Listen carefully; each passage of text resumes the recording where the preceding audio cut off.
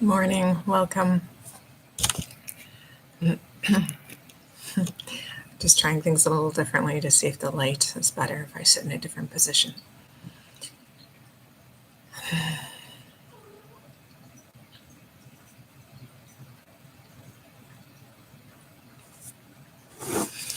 When I take a moment, we can ground ourselves where we are. We can close our eyes or soften our gaze, or if it feels more inspired or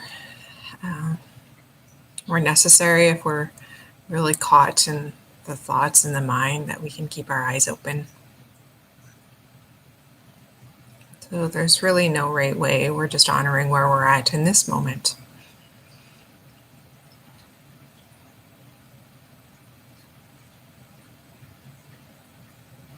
Letting go of any expectation of how it should be or how it was yesterday.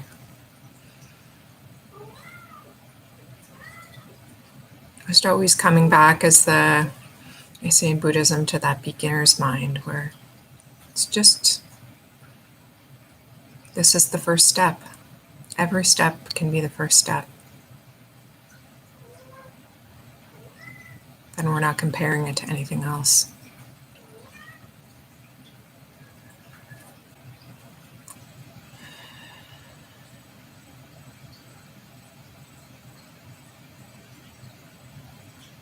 Just bringing our attention, we can bring our attention to our breath and noticing the breath coming in and out.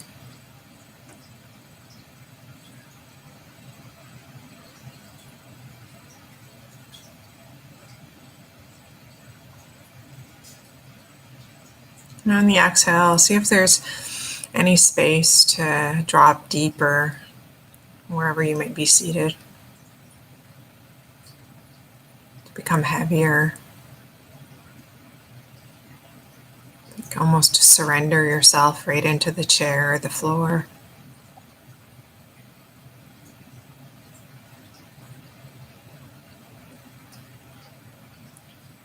And as we give this invitation, we start to notice all the subtle ways that we try to be here, try to hold ourselves up, try. It's a subtle efforting that we're doing. And as we drop deeper, we can rest, we can relax all of that subtle efforting.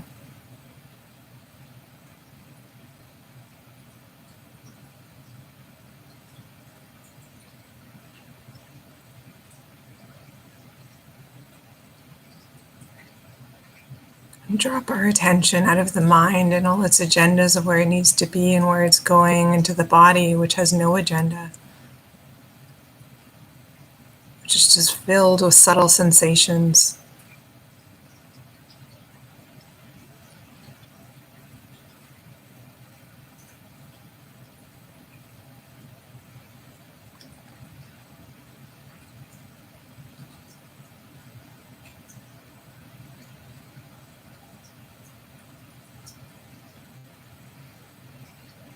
And we give the invitation with no expectation.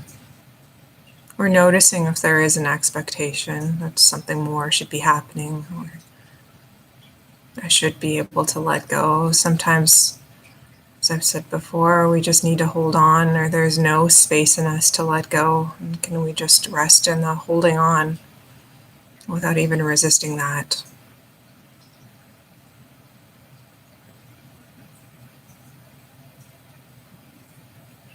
So whatever is happening in our experience, can we be with it?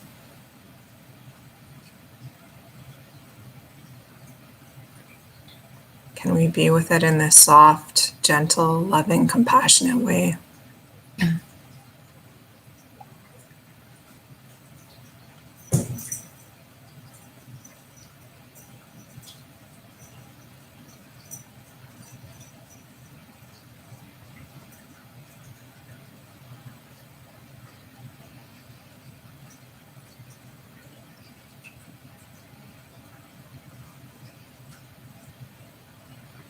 And we might intentionally offer this invitation through a mantra as rest, relax, let go, surrender, deepen, whatever our word might be.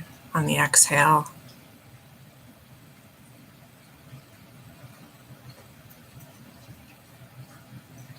If that's helpful, or we might even just let that go.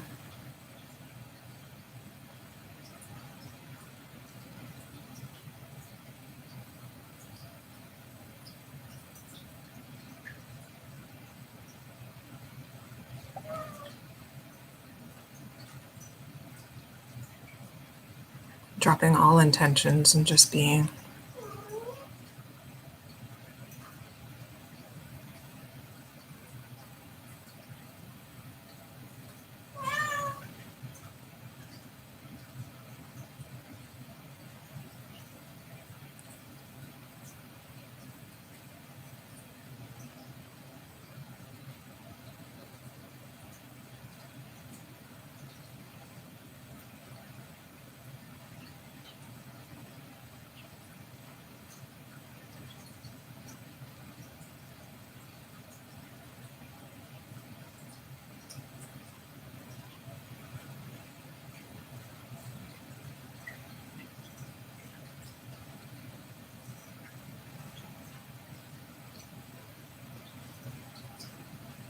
You might notice specific areas of tension in the body, and again, we can use that mantra, the word,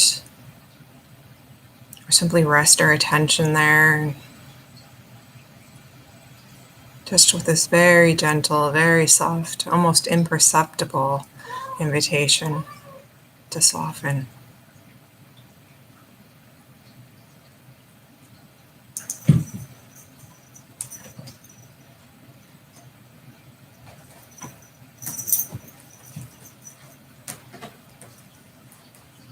And as we give the invitation, we notice if any lingering expectations arise.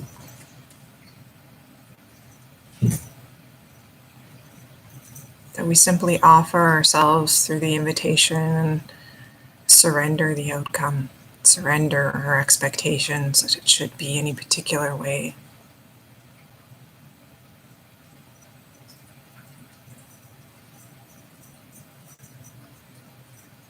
So that we're never at war with ourselves.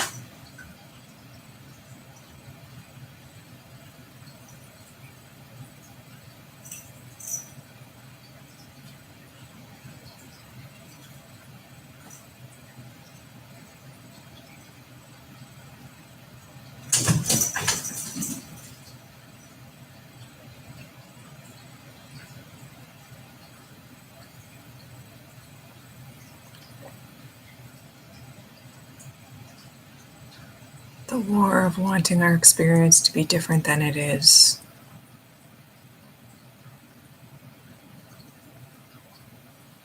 The unconscious subtle war that we can play throughout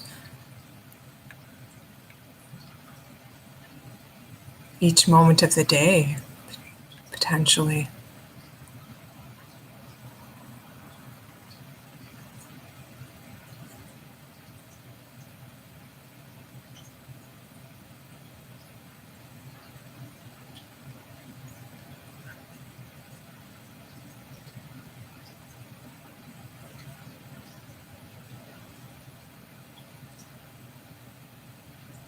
And just exploring what it's like to be with your experience without any idea that it should be different than it is.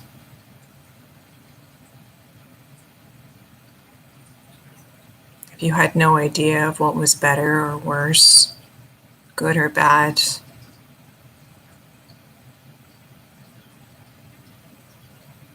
no concept of other people's experiences or past experiences to compare it to, how would you be with yourself now, with whatever's arising?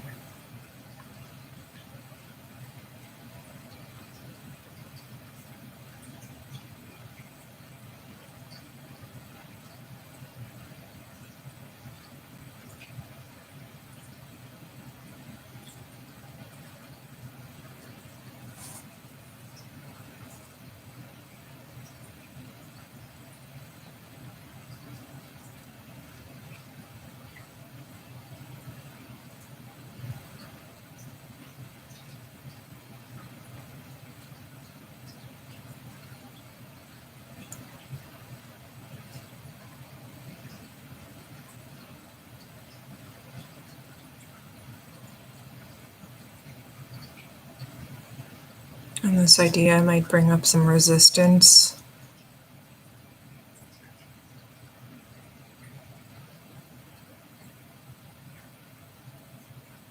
Maybe in the form of yes buts, or you might feel subtle contractions in your body depending on where your awareness is.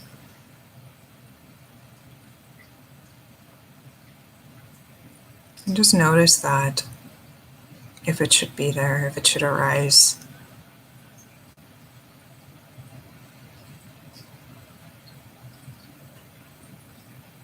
And again, see if there can be a place for this too, to be welcomed in, to be allowed, to have permission to exist.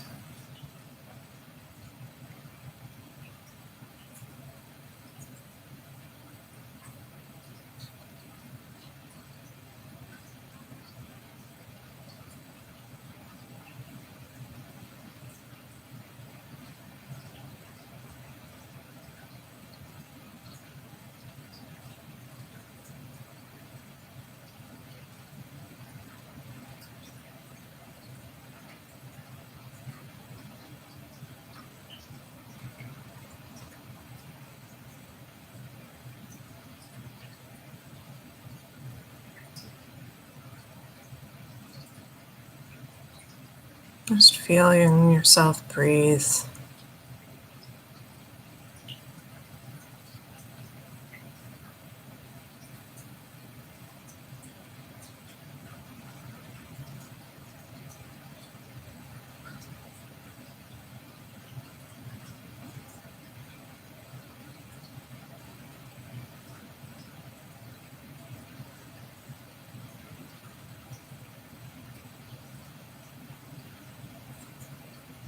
Till you're not even noticing yourself breathing. There's just breath happening.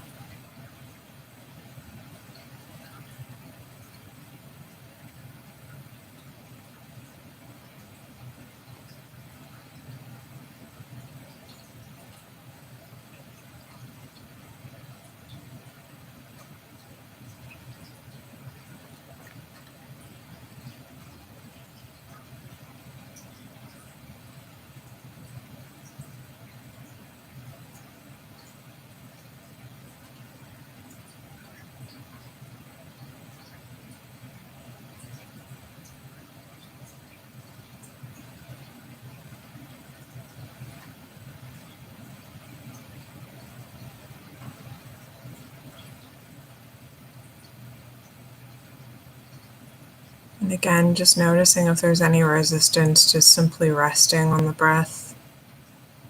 If there's any restlessness, movement within your mind or your attention or your body,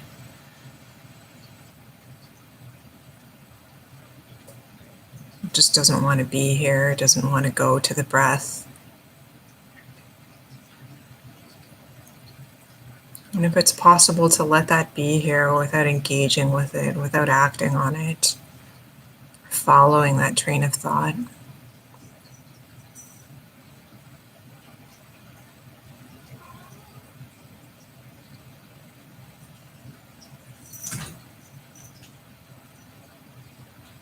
We want to allow ourselves space to be in the discomfort sometimes of our experience without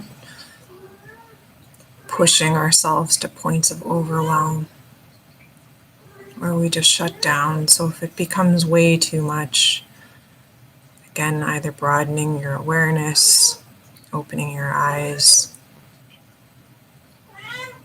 maybe moving your attention to a place that feels safer, maybe your hands or your feet.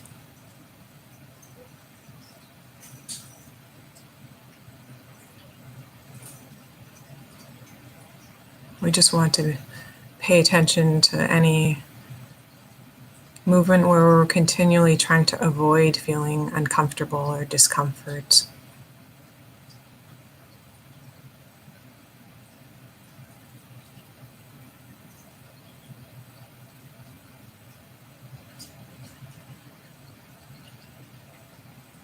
That life inherently contains moments where we'll be uncomfortable in our experience.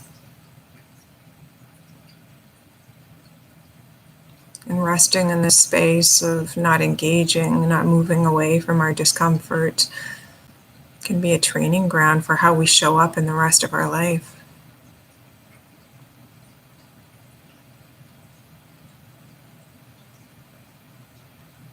Am I willing to stay and feel a little bit of discomfort? Maybe even a moderate level of discomfort or a lot of discomfort.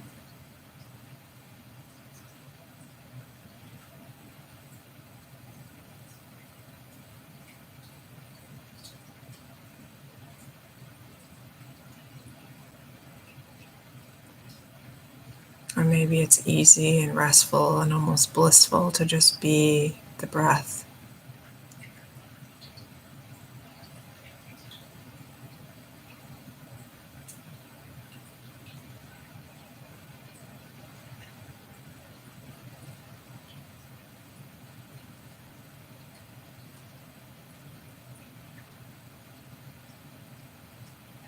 Or anything in between.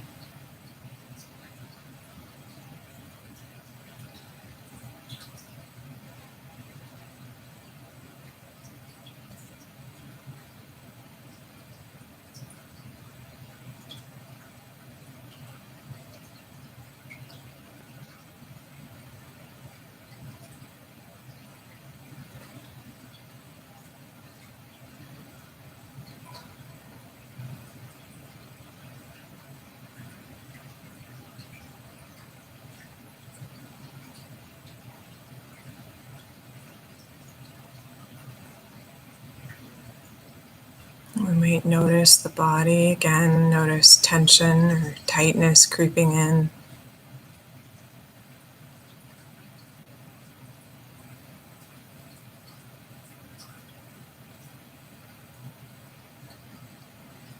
And if so, seeing if there's any space, any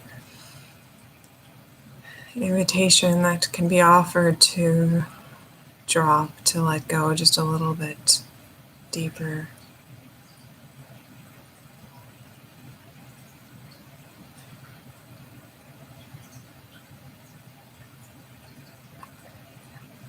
Again, it can be helpful to coordinate this deepening with the exhale, which is this natural quality of letting go contained within it.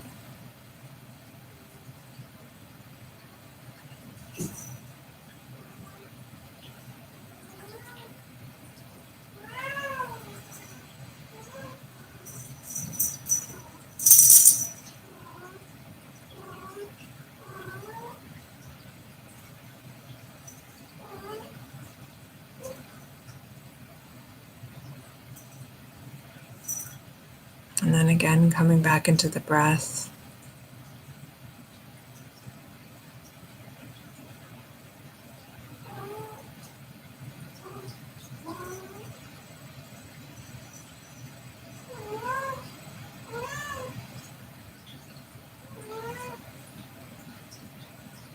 Becoming the breath.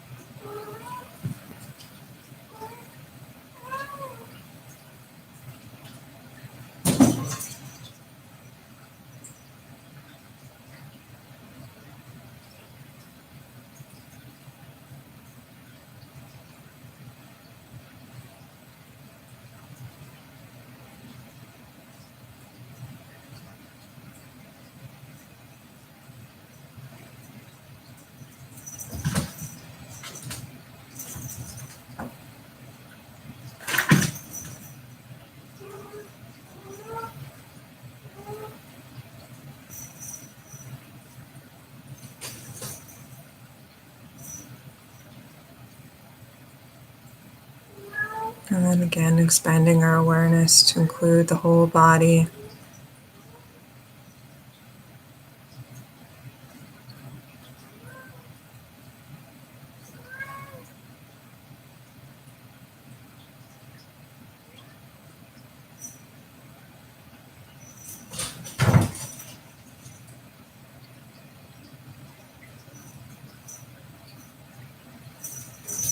noticing all the subtle sensations that are happening in the body.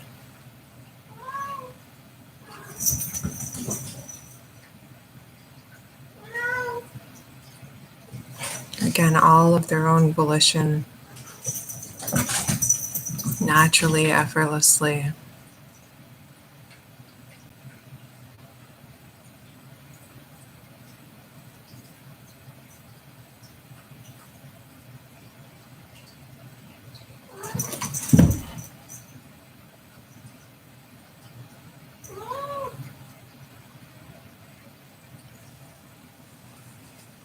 We can expand our awareness to outside or to the sounds around us.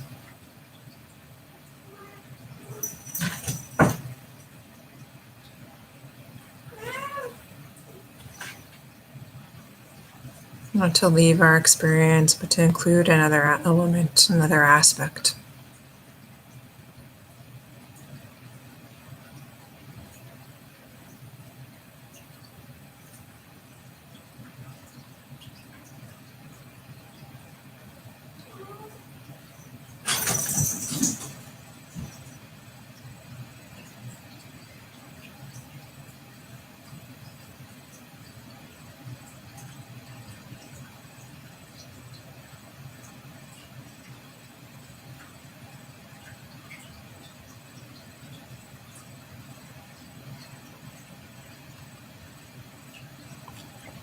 Can begin to open our eyes.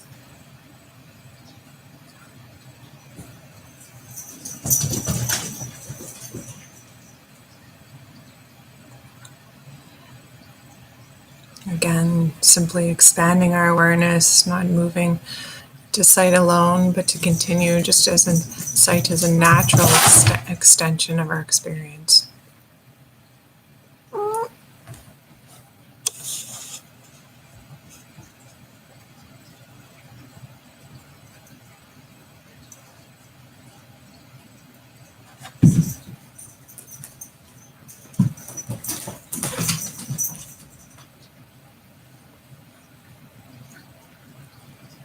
And coming back to meet each other.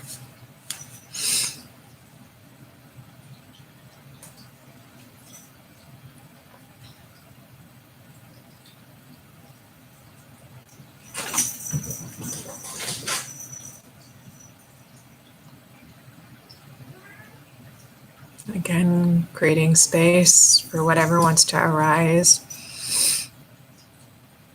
The emotions that want to flow through. This can almost be that safe container where we can allow ourselves to be truly seen as we are without actually visually being seen up close and personal. It can be this little bit of a buffer as we connect virtually.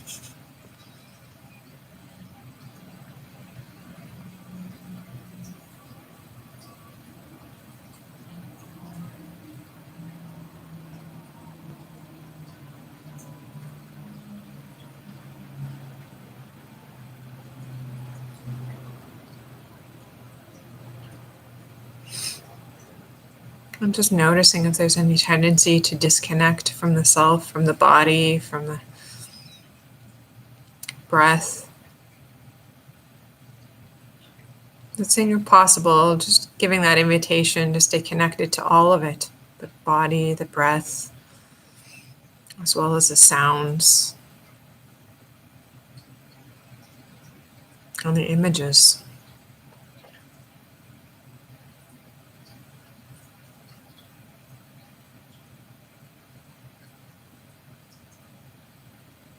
And if it's difficult to do, can we also give space for it to be maybe challenging in this moment?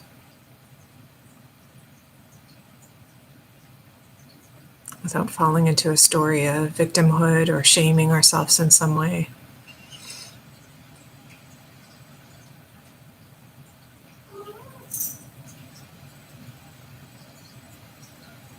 Just simply acknowledge the truth of this moment, that maybe it's challenging or difficult. Maybe there's too much happening within me to be able to rest, to include my body right now, or to include my breath right now.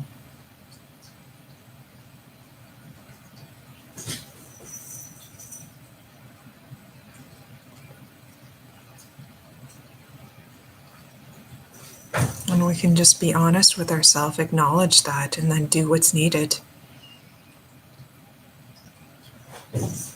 Maybe for a moment, or maybe for the rest of our connecting, we need to move into something that feels more safe. Maybe it's just too much of a struggle or too much effort to try to bring in the body. So maybe we simply focus on images or sounds. And if that's the case, seeing if we can just invite a softness to the sights and sounds that we take in, without engaging too much from the intellect, from the mind that's trying to make sense of them, but rather almost allowing the words or the images to pass through, just like almost this permeable membrane in this effortless way. We're not trying to do anything with them. We're not trying to compare them to what we know or compare them to our experience or make sense of them in any way.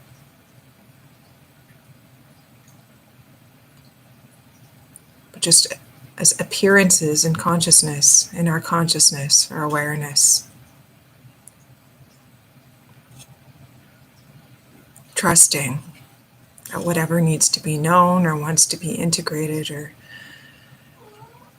whatever truth might come forth within us as we listen, that it will appear naturally and effortlessly on its own without us having to struggle to try to understand it, make sense of it.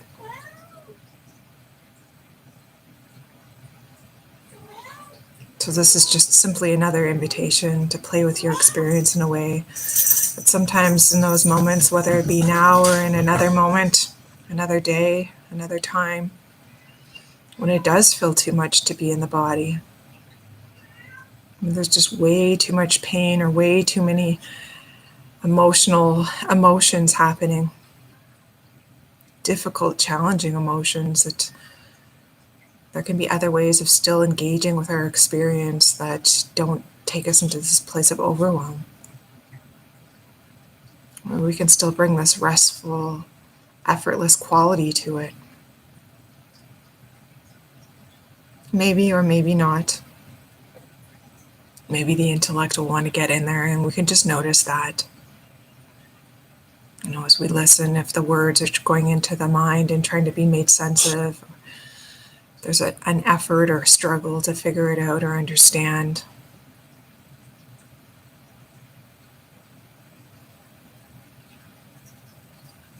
And then as we notice that, if we notice that, we can again just bring our attention back, see if there's any space within us to rest more deeply, to relax that contraction of trying to think, of trying to figure it out, trying to know. All of which creates a subtle contraction in the body, this tension.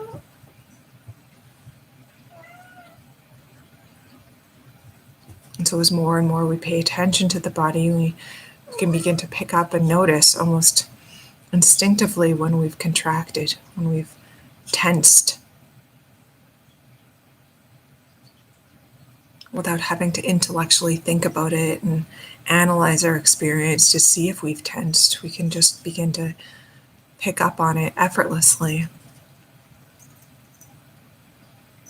The tension becomes apparent. And without us having to try or do anything, there can be this natural just exhale.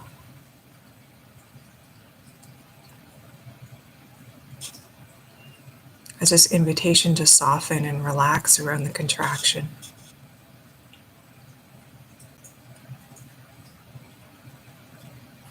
We think so much of this process is about us doing and controlling and understanding, but so much of it is actually the exact opposite. It's a letting go of trying to understand, of trying to do, of trying to get somewhere, trying to make sense of things.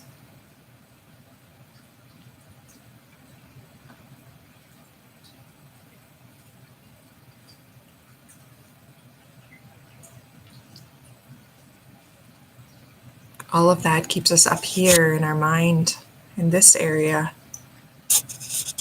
Keeps us away from the fullness of our experience, which includes our whole body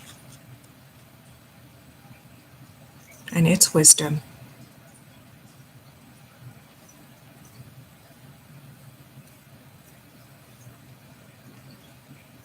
That we even think that we listen simply from the ears and we see simply with the eyes. That we can expand that even if we listen with the whole body. See with the whole body, see with the heart,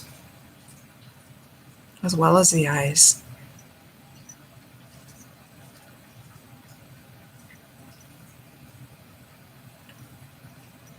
Feel not so much what we're directly touching, but feel and sense into the moment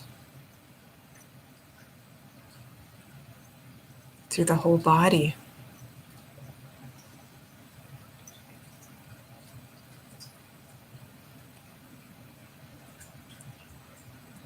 And this is what happens as we deepen into ourselves. We deepen into that place of rest and relaxation within ourselves. There's all of these subtle energies that are trying to understand, that are trying to control and our experience in some ways, start to relax.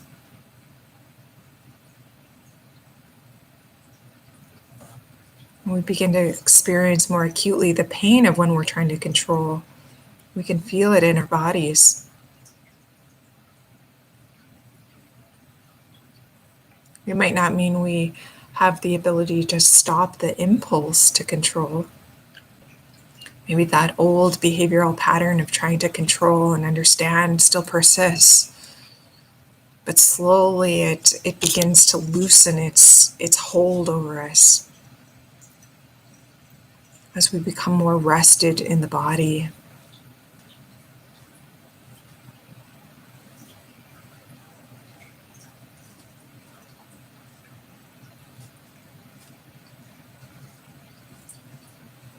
And in ways without us having to do anything, we start acting and behaving and showing up to our experience in a radically different way. And again, it's not as if things happen all at once and this state that we reach and it's always there. It might come and go. But we can begin to notice more and more moments where the softness shows up in our experience, where we're approaching whatever is happening from this place of rest and relaxation and peace and openness, rather than looking to the experience to provide those things for us.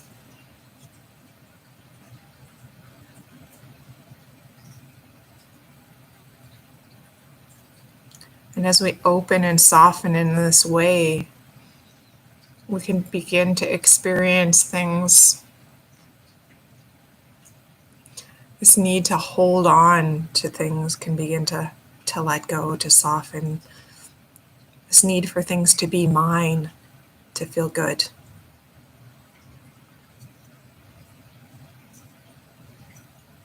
Can begin to relax, where we can begin to see kindness in the world and feel just as good about it as if it was coming from us, whereas maybe previously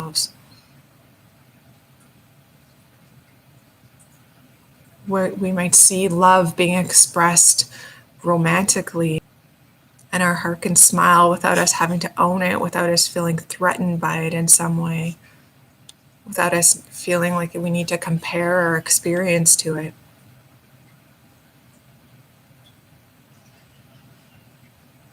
We can see other people's successes and accomplishments, and again, not feel threatened by them because they're not ours.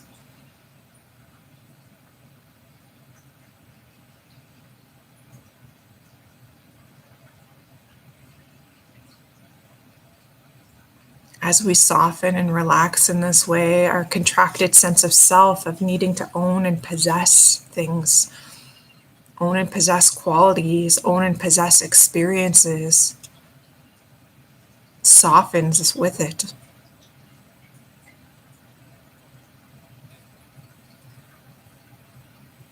We can see the love of a family connecting and not feel threatened by it because our family isn't as loving and connecting as that.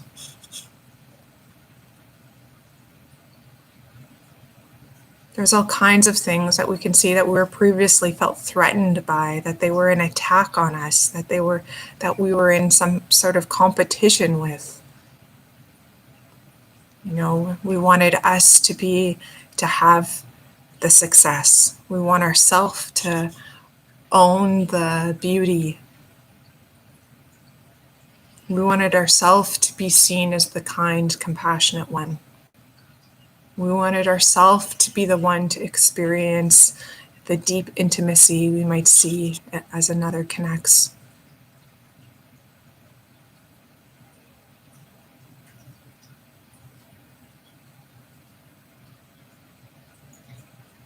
That all of these concepts of mine, of needing to take ownership of them, begin to soften. And we can experience them as if they were our own. Our heart can delight in them, and seeing the beauty of another without feeling threatened by it in some way, the success of another without feeling compromised in some way or unworthy in some way. That nothing needs to be ours and we can still appreciate it. It can still bring us the same sense of satisfaction.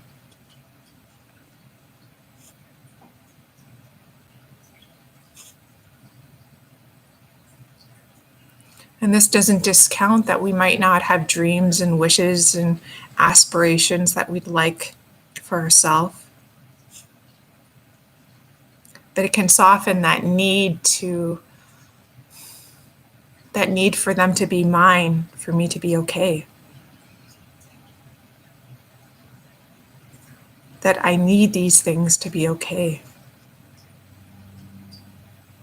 There's it's subtle, but such a profound shift in our experience when we can go from needing things to simply maybe just wanting things.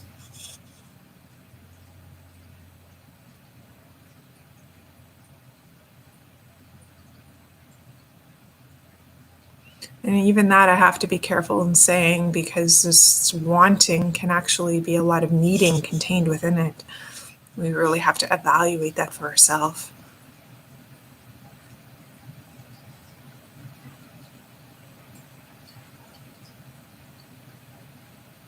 If this wanting is to try to validate ourselves in some way, to make ourselves feel okay about ourselves.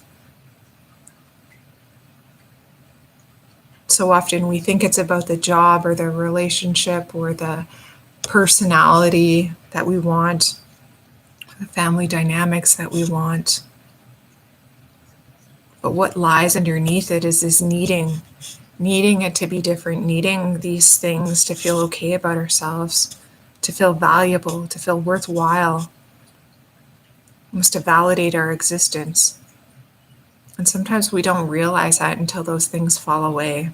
Not that it has to play out that way, but as those things that maybe we put our self-worth in fall away, then that emptiness, that neediness can come to the surface. We can see how we might have been using those things to simply validate ourselves. Maybe not solely validate ourselves, but we can start to see the elements of it, of that relationship or that job that we were actually using to simply make ourselves feel okay, to make ourselves feel valuable, worthwhile. And we can do this in subtle ways too, through just keeping busy, keeping to-do lists, that somehow if I'm busy, it means that I have a purpose, that I'm valuable and worthy of existing.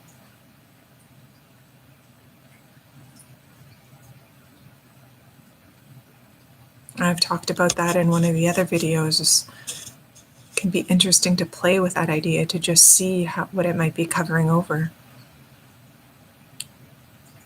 Letting go of the to-do list for a while and seeing what might arise.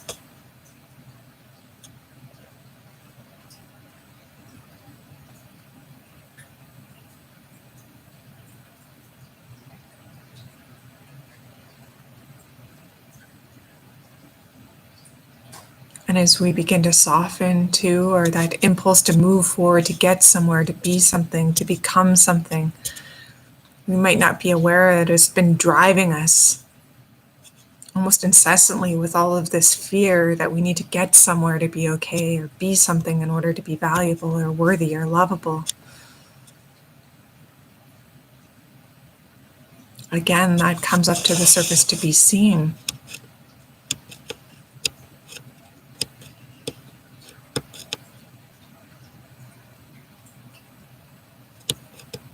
That's why this path isn't for the faint of heart. It makes us face a lot of our patterns that we probably didn't even know that we had.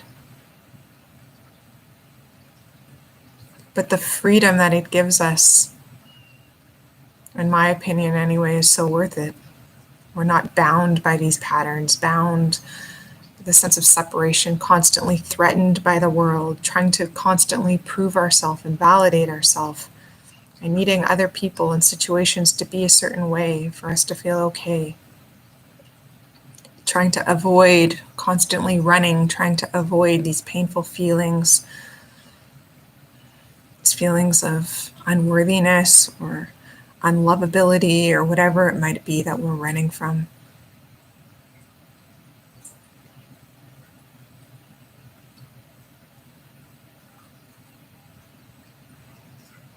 And instead we open and soften into them.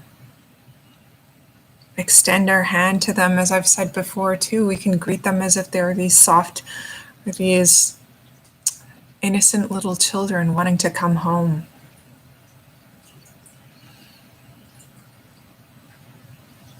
You know, all these misguided parts of ourselves, all these misguided beliefs that have been informing how we've shown up, leaving us to feel constantly fearful of the world, of others, even of our own mind, our own experience, terrified of the grief that we might feel if we open up.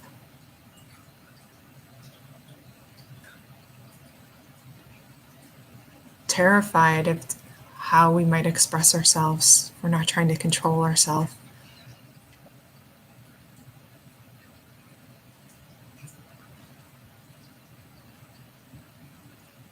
We can have all of these ideas that if I'm really open, if I'm not trying to control life, then life is going to give me the exact opposite of what I want. I'll be alone, I'll be miserable, I'll be broke.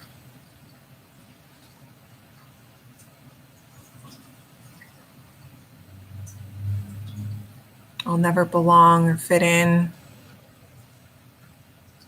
I'll never have the things in life that I want. But really, we don't know that. And so often, all of our struggling and striving to try to get them doesn't always pay off. It gives us the illusion that we can control our lives. But the pain that it creates to live in that way of constantly struggling and striving and pushing others away, pushing others down, that might threaten our sense of self, becomes almost too painful. Or it does become too painful.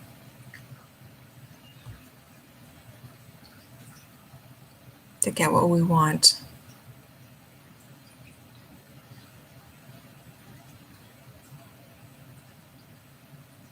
So this softening is also a letting go of control. And we might notice, this is what we might be noticing as we sit in these meditative inquiries at the start, is that we might let go, and then there might be this impulse to contract, or this impulse to resist and go up into the mind.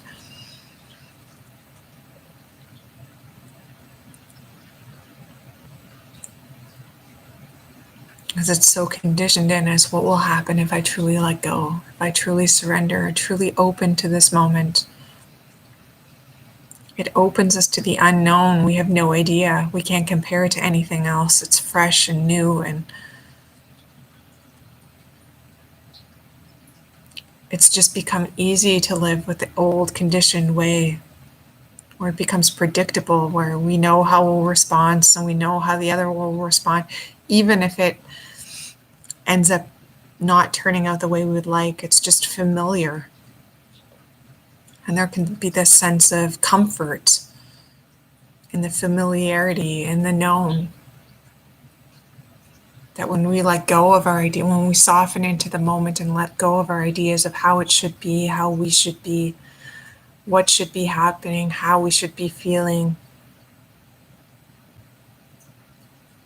letting go of trying to interpret ourselves or the others as we're engaging, we don't know what will happen.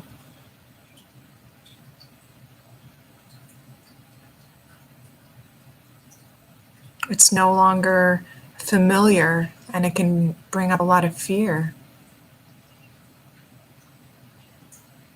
That maybe I'll break down, or maybe my heart will be so open that it'll be unbearable. The thought of loss. If I truly open my heart so much, the thought of loss will just take me out. All of these thoughts and fears can arise as we begin to soften. And the invitation isn't trying to change our thoughts, change our ways of thinking, but to feel the pain contained within the thought. To open ourselves to experiencing, yes, yes, I won't know. Yes, yes, I might feel intense grief. I might feel intense loss. Whatever the fear is that comes up as we soften and open, whatever it's telling us why we can't soften, why we can't open, why we need to still control the reins and try to make life be a certain way. Whatever those thought patterns are, invitations for us to feel the pain of them. To feel that sense of loss, to open to that. Not that it means that it will happen. Just like if we think about death, it doesn't mean that we're destined to die today. But that we can welcome it in. That we don't need to be scared of it, running from it, allowing that fear of loss to be controlling us every moment. Which undoubtedly it's doing if we haven't met it. We think we're free if we don't experience that loss, if we try to control it.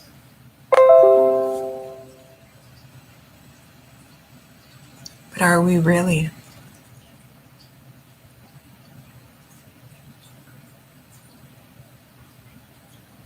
Then we're constantly shutting down our heart, shutting down parts of ourselves so that we won't be hurt. We won't experience the depth of hurt that might be possible if we truly opened our heart.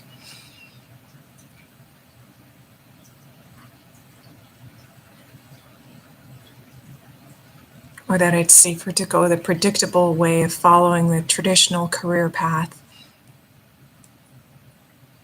It's known, it's familiar. It'll be sure to get me the money and the savings that I want and I think I need. And then if we truly open to that, we might see that there's intense fear. To meet that fear of possible insecurity. That if I stop trying to control this job, hold on to this job, even though it might be something that I don't want, then what's going to happen? So we often hold on to things that we don't want because we're scared of what will happen if we let them go. So in this way, that fear is the predominant decider, the predominant factor that's guiding our lives. We're doing things to avoid feeling uncomfortable, to avoid feeling insecure. to avoid feeling potentially rejected or unworthy.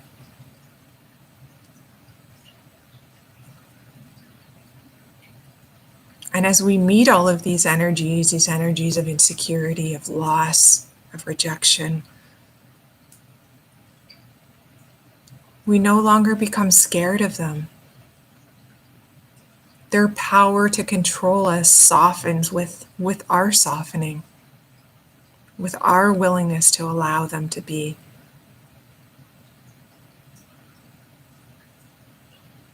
And that's the difference. The spiritual journey is not about never experiencing rejection, never experiencing loss, saving us from insecurity and unworthiness. It doesn't save us from anything. It's inviting us to allow all of those things in.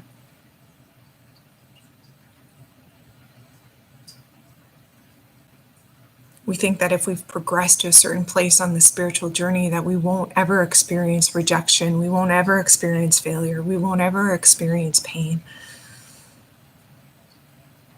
And that's not the truth. That's all elements of the human journey. No matter how awakened or enlightened we claim to be, there's always going to be people that are going to not agree with us, reject us. We're still prone to dying and death and all the pain that might go with that, old age.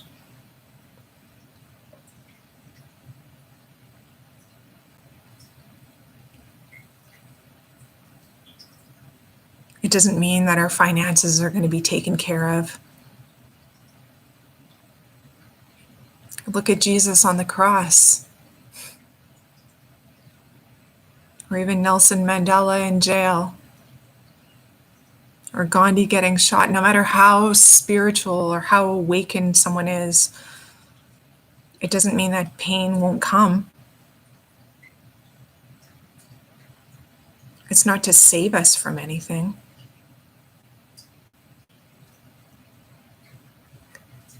But it opens ourselves so that we're not constantly resisting life, constantly pushing those aspects of life away, so that we can meet them too with this softness, with this relaxed place within ourselves.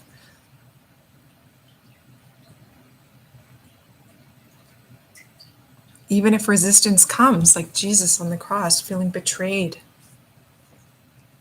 a moment of doubt, of resistance, and then again a softening into thy will be done.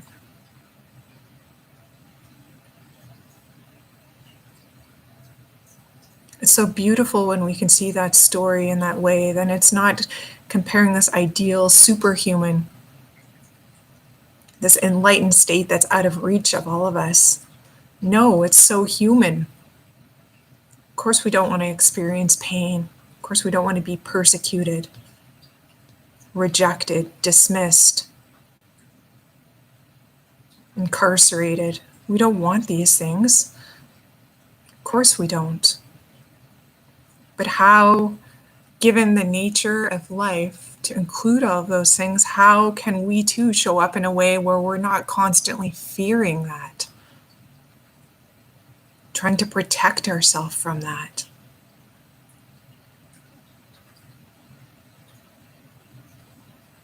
That we too can be up on the cross, nailed there, feeling excruciating pain, and say, thy will be done. What does it take for us to get there?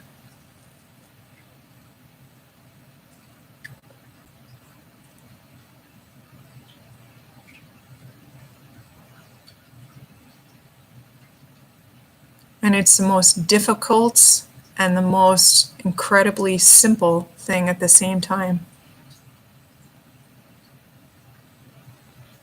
It's this ability to rest and surrender into the moment as it is, to letting go of trying to control and manipulate life and trying to keep ourselves safe and secure,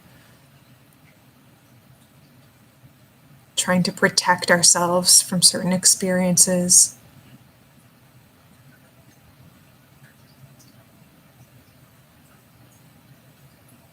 And this doesn't mean that then we stop doing any action, like stop saving money or quit our jobs, or it's not saying any of that.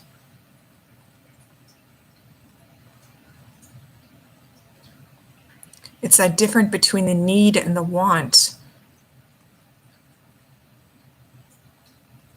or that natural human impulse.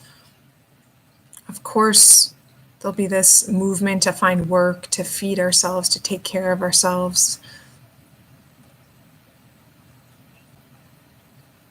This desire to love and be loved, and all of that can arise.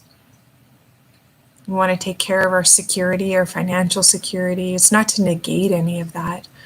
But if it's coming from this place of fear, of contraction, then that's what's being asked to be met.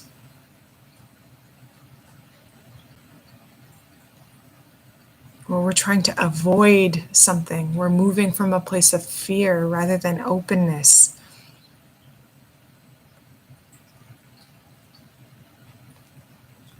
We're doing things probably because we think we should be doing them, or that that's what's right, or we've been taught is what's right, rather than what actually feels sincere in our hearts.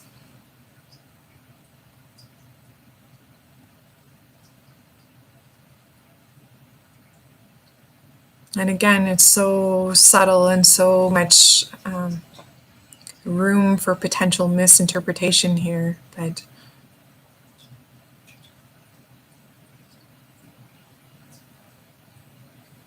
it's meeting the neediness quality within it.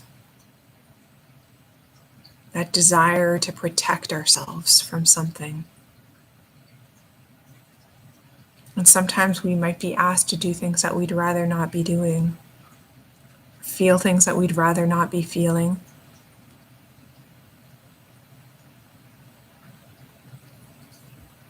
Go to places within ourselves that we'd rather not go.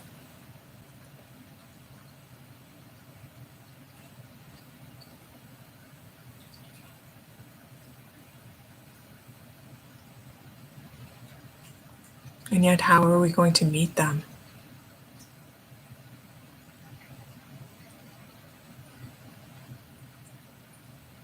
Can we open and soften into them too?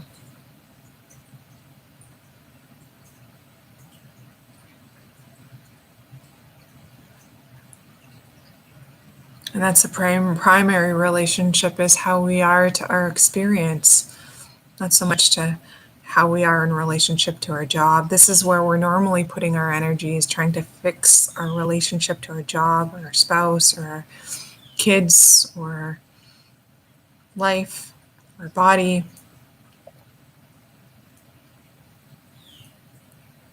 But how are we in relationship to our own experience of self?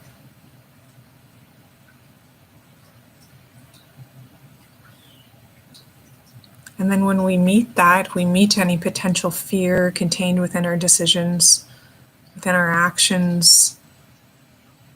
Then we can give the space for the natural movement to unfold. Maybe it's staying in our job. Maybe it's saving even more money. Maybe it's, we don't know how it will manifest.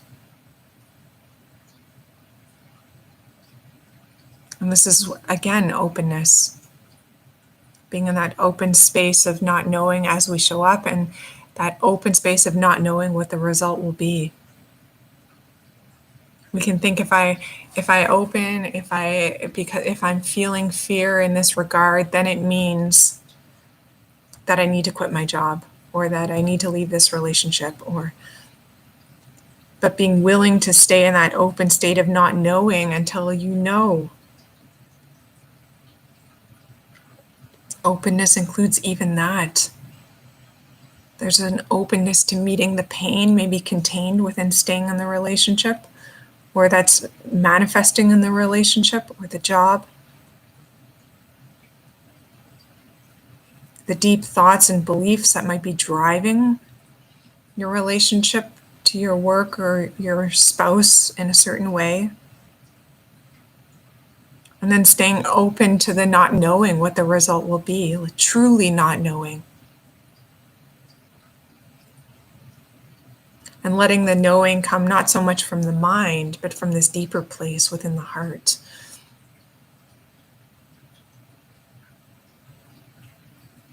Where it comes from this open, rested, relaxed, peaceful space, rather than this mental mix of confusion and turmoil and fear and past ideas from the past, or fantasies of what the future may be.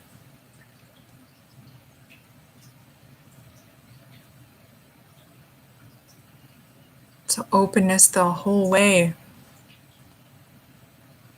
It's opening to the whole experience and resting in the whole experience, not knowing how it will show up in this moment, or that moment, or what I'll say, or what the outcome will be, or what I need to do.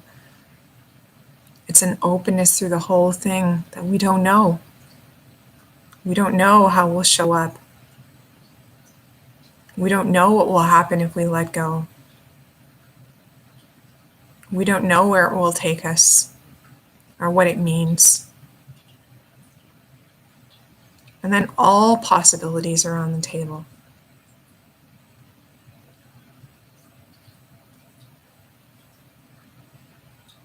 So often we think we can limit it to either I stay or I go, but there could be an infinite number of possibilities in between. Maybe you have to have a talk with a colleague.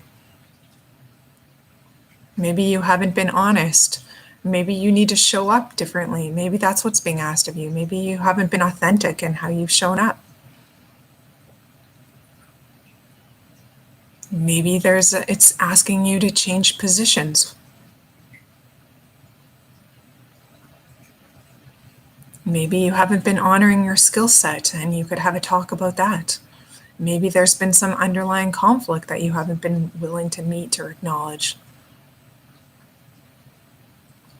Or maybe nothing needs to be said or done. You just needed to be with yourself and meet the fear that's been driving your life. Who knows? Who knows? This is why we can't engage from the mind, because the mind will use the past and have very binary ideas. It's either this or that, whereas the heart will give us much more information when we engage from this rested, relaxed space of open, authentic, and truthful. But yet we're being asked to meet the fear of that because we don't know. We can't control. And that's where that impulse to grab hold again comes back. So I guess I leave you with that invitation, is to really explore what openness means, to be in that rested, relaxed space. How can that itself inform how you show up, how you meet your experience?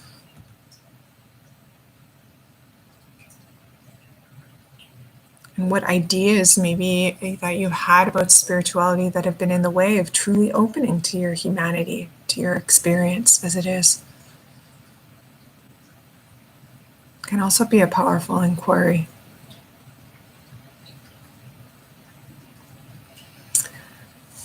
Okay, thank you so much, my dear friends. It's such a blessing to be here. I will be back tomorrow, so enjoy your day, and we'll see you then. Bye-bye.